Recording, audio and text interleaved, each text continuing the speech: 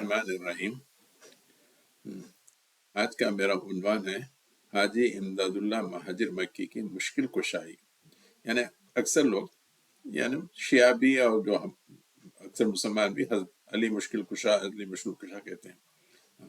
وہ تو صرف علی مشکل کشا کو یہ کہتے ہیں، یعنی علی مشکل کشا کو دیکھتے تو نہیں، مگر صرف ان کا نام لاتے ہیں اور خیال کرتے ہیں کہ ان کی جو مصیبتیں ہیں دور ہو جائیں گے۔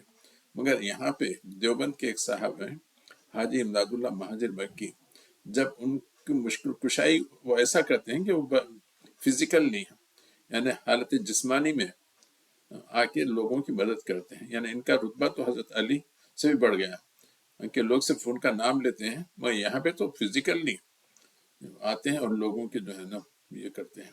خیر قصہ یہ ہے کہ سمندر میں ایک کشتی طوفان میں پھنس گئی، لوگ پریشان، تو حاجی امداد اللہ مہاجر مکی وہاں پہنچ جاتے ہیں، یعنی اپنے کمالات سے پلک بھر میں وہاں پہ پہنچ جاتے ہیں اور کشتی کو جو ہے نا طوفان سے نکال لے آتے ہیں۔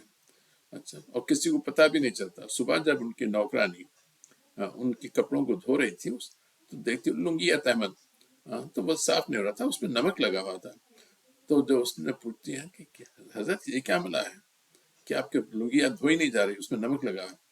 تو حاجی صاحب کہتے ہیں ارے بھائی یہ کسی کو نہیں بتانا، رات میں سمندر میں طوفان آیا تھا، کشتی جو نا پھنس گئی تھی، میں نے یہاں سے وہاں گیا اور اس کشتی کو طوفان سے نکال لایا۔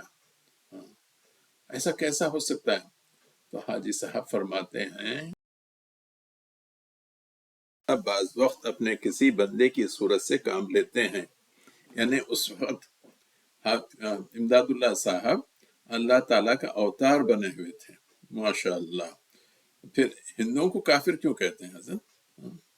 ان کے پاس بھی تو ایسے قصے ہیں کہ سیتا کو لانے کے لیے یہاں سے ہنومان انڈیا سے گئے اور پلک بھر میں جو نا سیتا کو لے کے آئے۔